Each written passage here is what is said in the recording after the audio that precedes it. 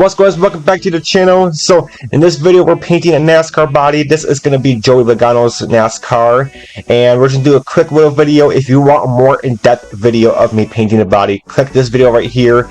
This will give you a more in-depth video of me painting the body in more detail, but this is just a quick little video. So first coat, second coat, and third coat we're doing on his body. First coat is super light. Make sure you should still be able to see the primer for your first coat. Second coat will be more heavier, and third coat will just be finish it off. So right now we're doing is hard to reach areas first, easy to forget spots. Spots you're gonna forget, and easy to forget spots, and you're gonna forget about them. And get those done over with, and then you move on to your whole body. So hope you guys enjoyed this video. Again, link in the description to a more depth video of painting. But until next video, I'll catch you next time.